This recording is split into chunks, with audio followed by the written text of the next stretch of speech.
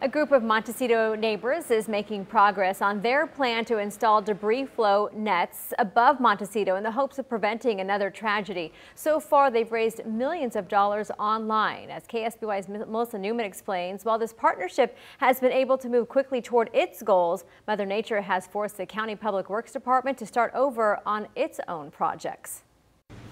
On rainy days like today, many eyes are on the Montecito community after the 1/9 debris flow.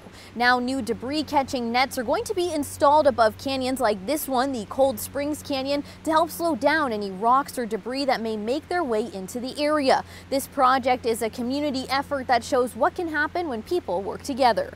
It all started with a group of Montecito neighbors left wondering what could be done after the debris flow. We went to county government and asked if there was a way that they could assist, and we found a place where we could help, and that was maybe doing some research on the drainages where the debris flows had occurred, and going around the world and looking at technologies adapted by communities that regularly experience debris flows. So the Partnership for Resilient Communities settled on finding ways to install these nets above Montecito, raking in hundreds of donations in just a few months. So we're closing in on what we need to do, and we have the confidence now that we've ordered the nets and we're getting ready to do the installations. The group says they have identified 11 net sites, primarily Cold Springs Canyon, San Ysidro Canyon, and Buena Vista Canyon. Romero and Hot Springs Canyons are considered federal property, so those areas will take more time. The federal government was shut down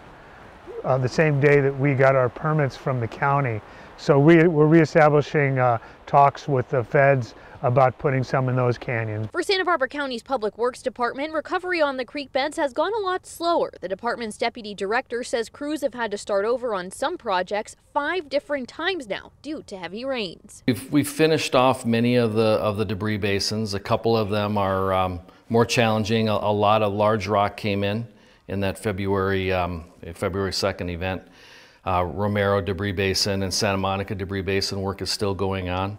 Good news is we've got the material off to the side as we're hauling it off, so the basins are ready for whatever this storm will bring us. The Partnership for Resilient Communities says because they are a private entity, they can move a lot faster than the county. They might even start construction on some of the net sites starting next week.